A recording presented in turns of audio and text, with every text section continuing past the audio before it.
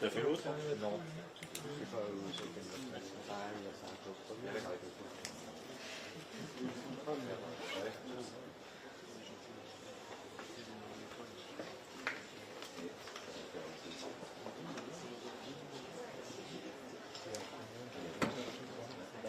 Normalement, on trouve 4000.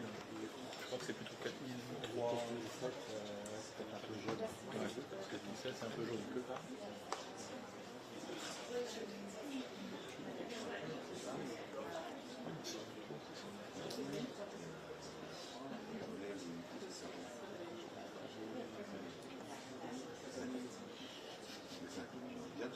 Non?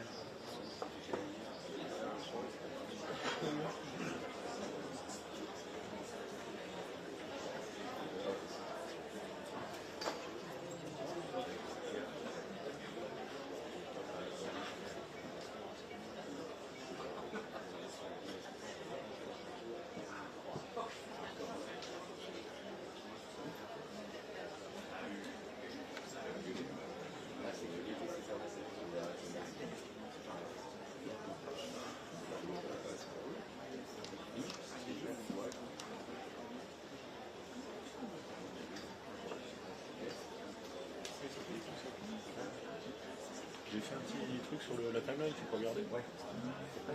J'ai mis 2 plans larges et un plan serré. Il faut regarder ou... regarde-le parce que...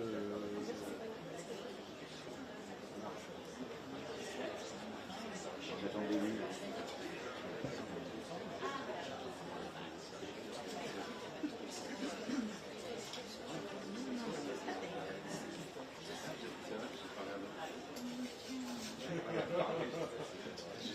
C'est des conneries. Non,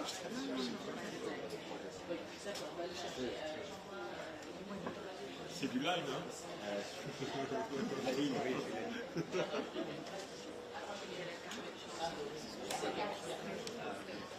Alex, t'as moyen d'essayer de faire 2-3 catégories?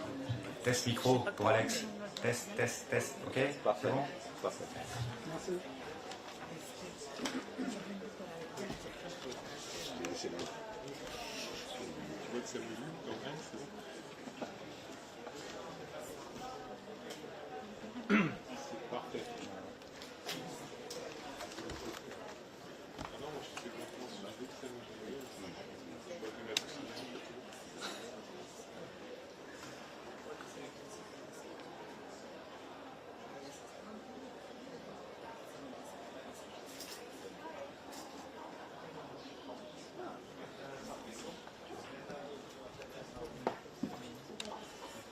Good afternoon.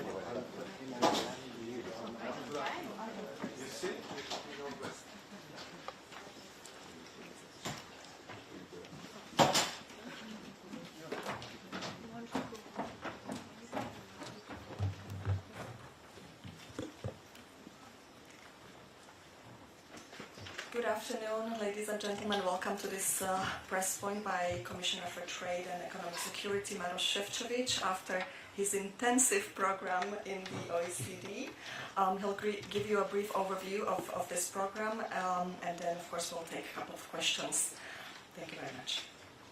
So good afternoon to everyone. Indeed, it's a pleasure to be here at my first OECD trade ministerial and also my first G7 trade ministerial meeting we had this morning at Canadian representation. I have to say that when I was coming here, it was very clear that we would project as our main message strong support for multilateral ties and, of course, strong support for the rules-based trade system. And I think that in many meetings into which I'm going into the second, this message was very much echoed by most of my partners, and therefore I very much appreciated all the exchanges which have taken place here in the OECD. Yesterday evening, I think we have really good, in-depth discussion on the future of the World Trade Organization.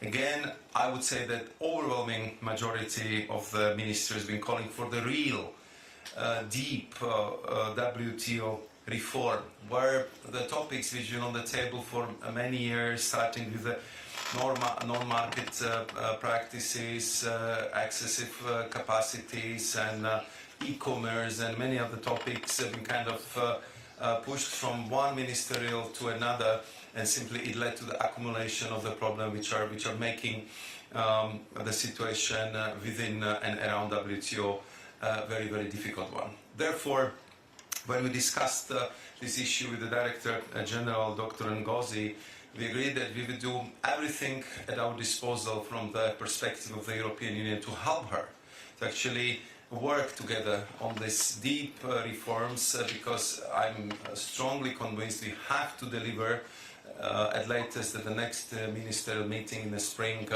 of 2026 in Cameroon. And I think that that was very much echoed by many participants in this discussion, and I also supported, if need be, the appointment of the facilitator who should help us to get us to that landing zone where we could say that WTO is prepared for 21st century, the reform has taken place, and it serves the purpose of promoting free and fair trade.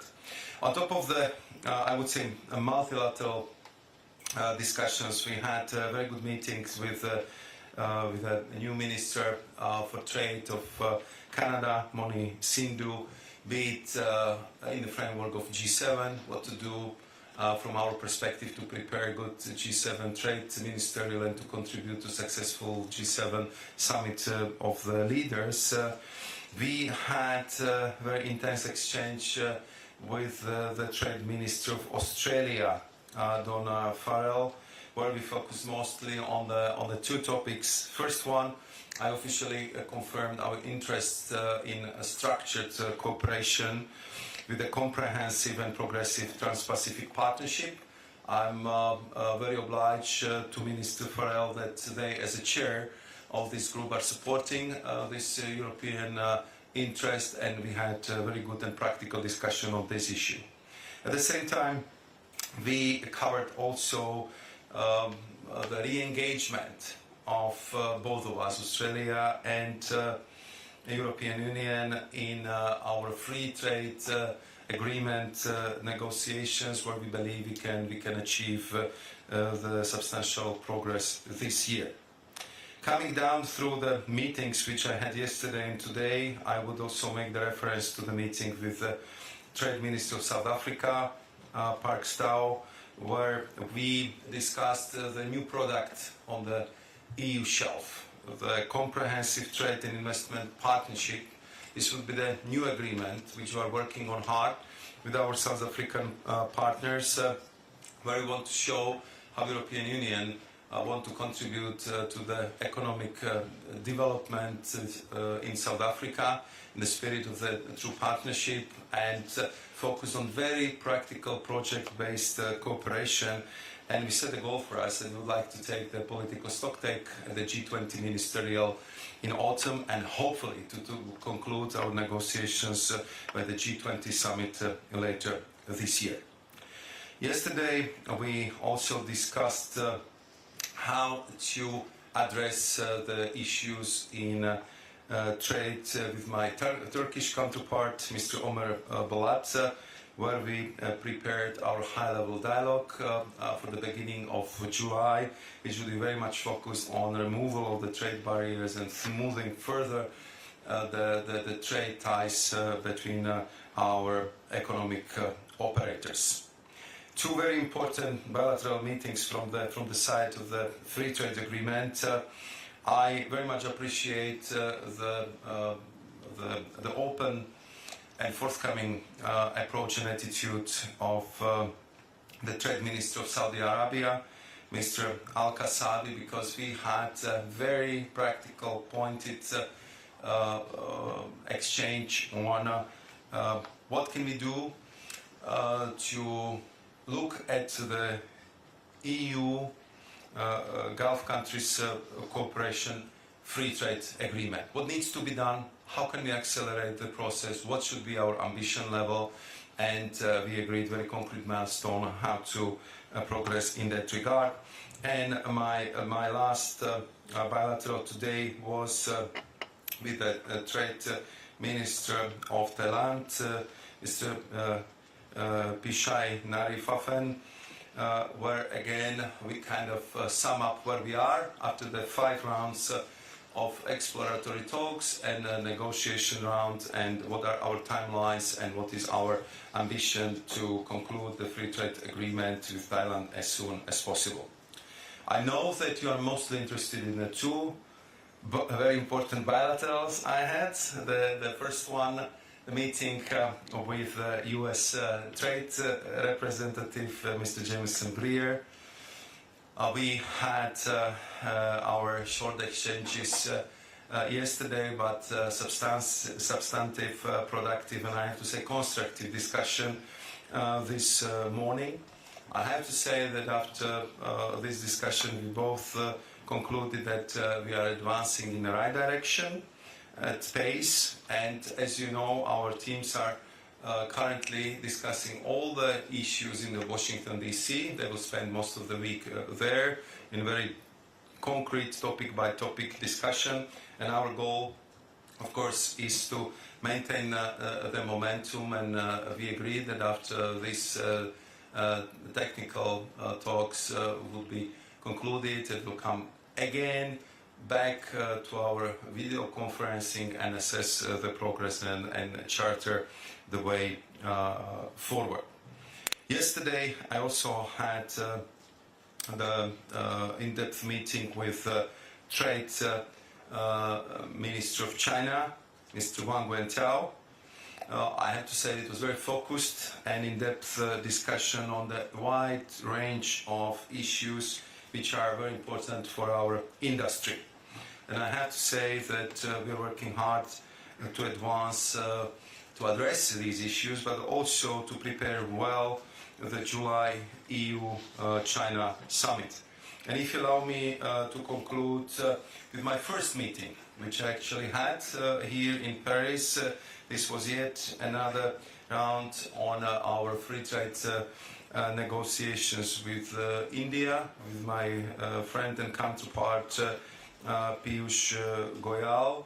This time we focused on agriculture, and I was very glad that in these meetings I was joined also by the Agriculture Commissioner, colleague of mine, Christoph Hansen, and I think that it was very important discussion which allowed us to advance further in our free trade agreement negotiations. So, all in all, to sum up, as you hear from my reports, it was very productive 2 days. It was time very well spent, and I can testify that there is a huge interest in reinforcing free and fair trade relations with the EU, that we are working very actively with our permanent and traditional partners, but we are also looking for new partnerships, and I'm very glad to say that this interest is very much reciprocated by all the counterparts I met in these last 2.5 days.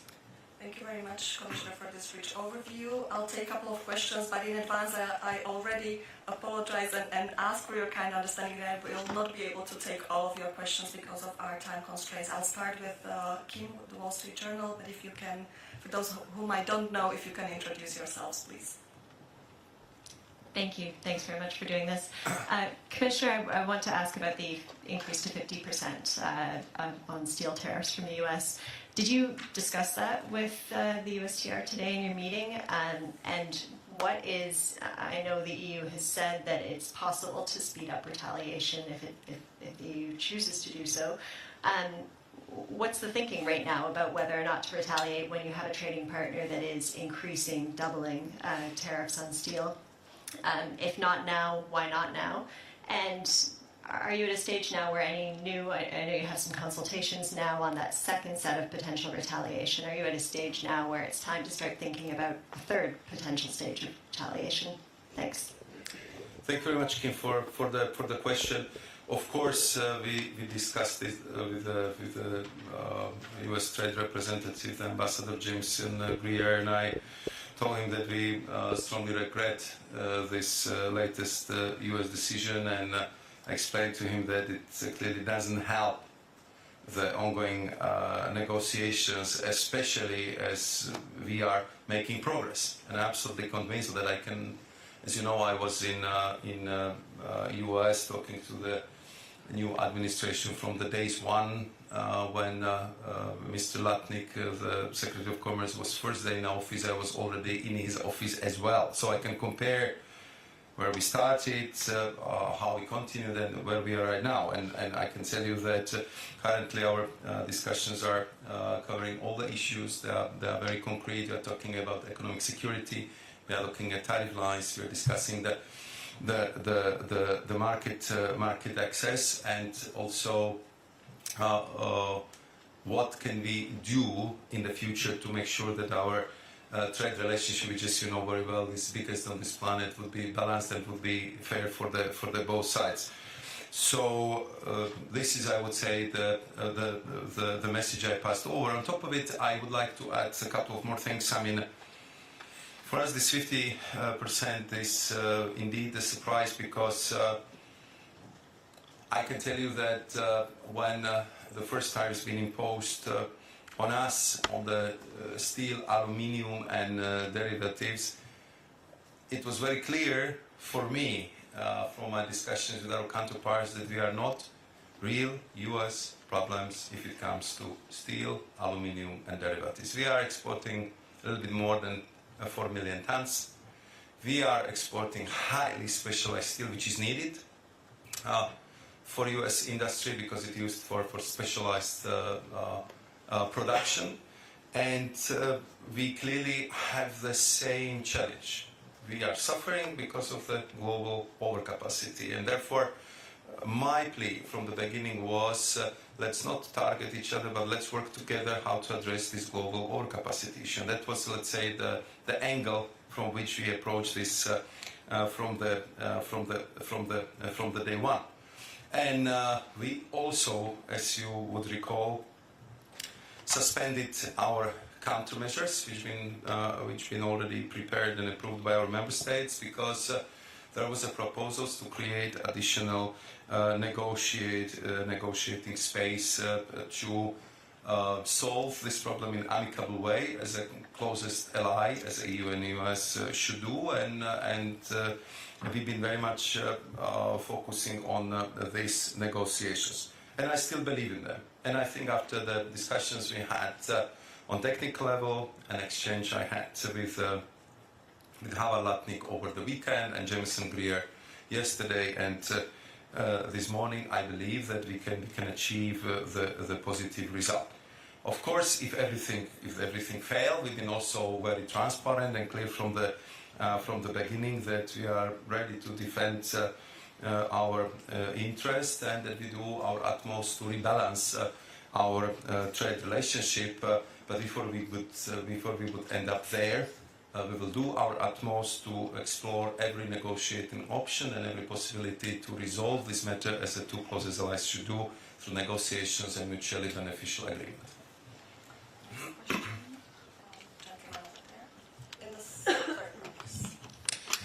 Good afternoon, I'm Thomas Espontas, reporter for French media BFM Business.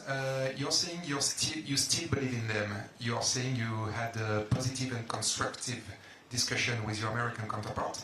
What makes you still being optimistic? What makes you still have faith in the American administration?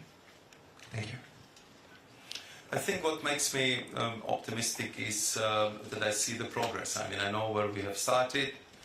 And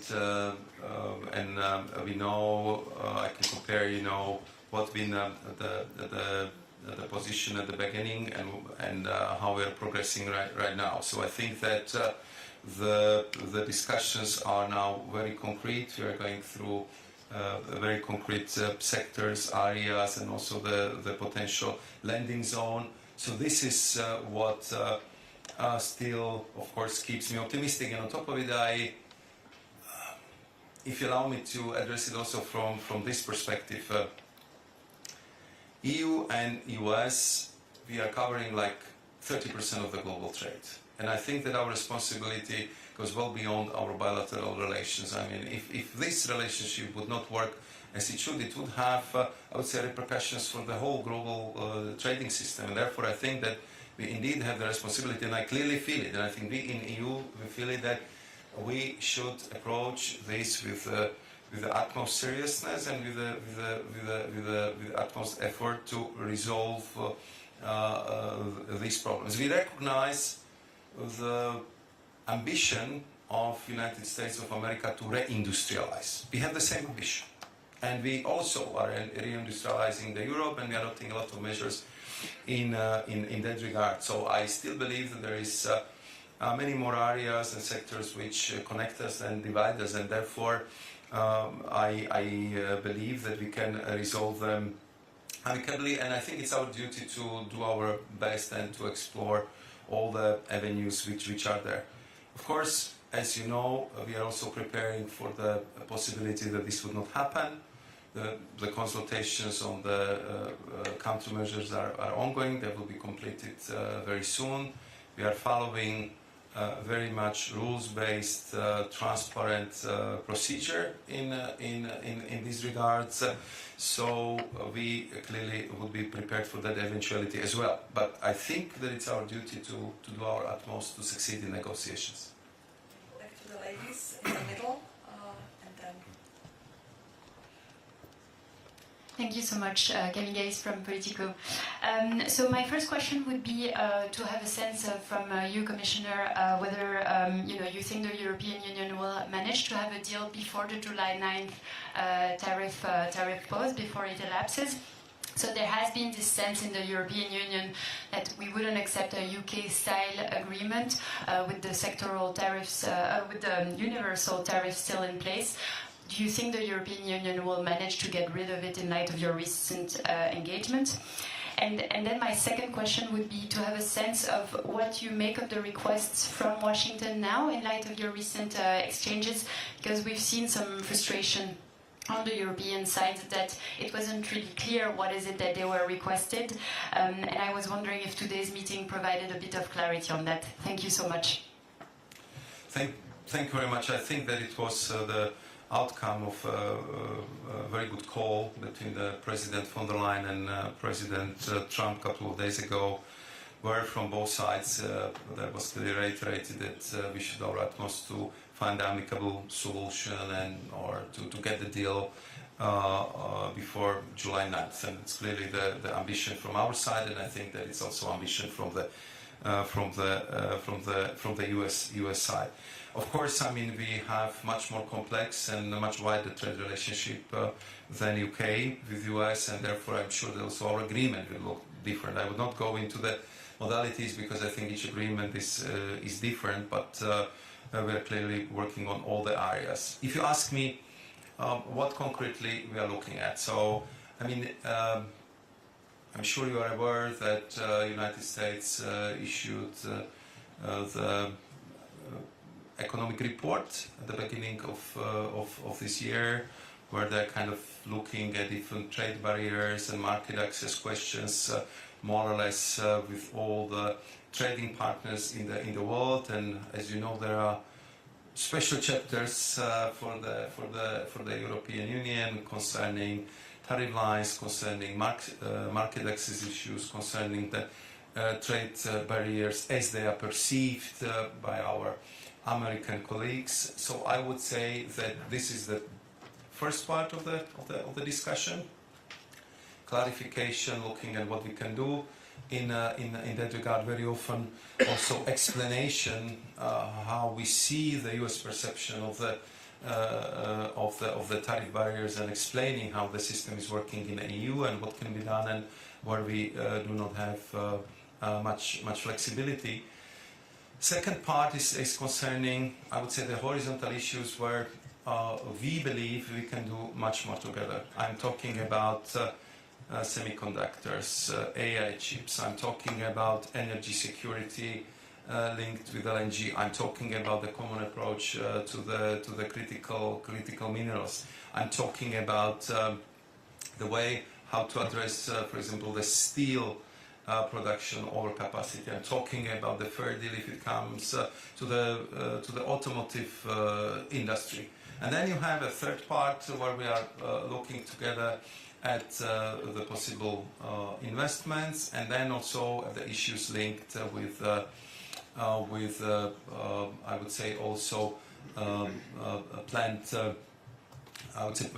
purchases from the perspective how this would affect the trade deficit the United States has with the EU if it comes to goods. So these are, I would say, the big topics. And when we are talking about $1.7 trillion relationship, you can imagine that there is a lot to discuss, and therefore we need all the expertise available and all the energy to pace these negotiations at appropriate speed. Thank you for taking my question. I'm Yoshihiro Nakajima, working for Kyodo News, a Japanese news agency. I would like to hear about the Commission's negotiation strategy. As you explained, President von der Leyen and President Trump held a telephone conversation, and then President Trump postponed his plan to impose 50% tariff. In response to this, has the Commission changed its negotiation strategy with the United States? negotiations with the United States have been slow, but you now say that they are moving in the right direction. Are you prepared to make concessions in order to reach an agreement with the United States? Thank you. Thank you very much. I think there was clearly the different appreciations of the pace of the negotiations, and maybe also because we've been approaching it from different angles. But I think now we have the clarity, and after the phone call of our presidents and my extensive discussions with Howard Lutnick and Jameson Greer, we agreed how to, let's say, restructure the focus of our negotiations. So we did that. We make it as practical, as concrete as possible, and therefore our team is currently in US. And most of the weeks they will spend there. They're talking to the US Trade Representative Office. They're talking to the Department of Commerce. They already covered quite a lot of ground, and of course we had the first assessment this morning, which I just presented to you, but these discussions are continuing also today, and there is a time difference, as you know. So we will come back to the, let's say, political stock-taken assessment with Jameson Greer and Secretary Lutnick for sure in the next couple of days. After we will have a time to go through the results and reports in great detail, and we would for sure agree what should be our next steps. One last question over here in the front. Peter Boston with the Financial Times. You mentioned your meeting with the Chinese Trade Minister, and you mentioned the common challenges that the US and Europe face. To what extent are you alarmed by the letters and complaints from trade associations covering autos, medical devices, etc., that current Chinese export controls on rare earth metals and magnets are reaching a point that they are having to shut down production and shut down, and what are you doing with the Chinese to try and address that? Thank you very much for that question. As you can imagine, clearly this was one of my priorities to address this issue yesterday, and we did. And I informed my Chinese counterpart about the alarming situation in the European car industry, but I would say industry as such, because clearly the rare earth and permanent magnets are absolutely essential for the industrial production, and therefore we of course have understanding if we're talking about some kind of dual use monitoring. But I think if it comes to the permanent magnets, which are used for clearly civilian production, because you need them from the washing machine through the car to I would say any home appliance we have most probably at home, all of us. So this is extremely disruptive for the industry. Minister Wang Wentao explained to me how the system work. We compared the figures. I mean, his figures on granting the export licenses have been much better than mine.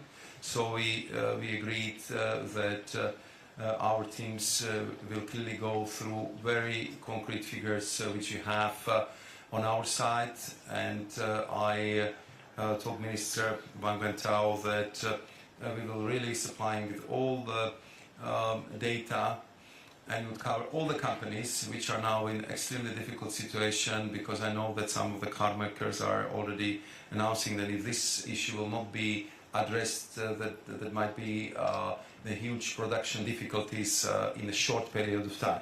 So, I mean, his information was a little bit different, and therefore we agreed that we would clearly clarify this as soon as possible, and that we would also address the propositions I made yesterday, and this was that our strong preference here should be not to cover, let's call it civilian production by this very complex system, but if you cannot go to that direction, which would be our clear preference, to have a systemic solutions at which I would describe as a general application, just to kind of cover it, I don't know, once a year for the whole production per company. So to avoid this huge, I would say, paperwork, delays, and stress which this present for our industry and for our company. And again, we agree that we will come back to this issue relatively soon once we'll be able to clarify the data from the both sides. Thank you so much. I will have to stop here because of the program that we've got. So thank you, Commissioner, and thank you all for coming. Thank you. Thank you.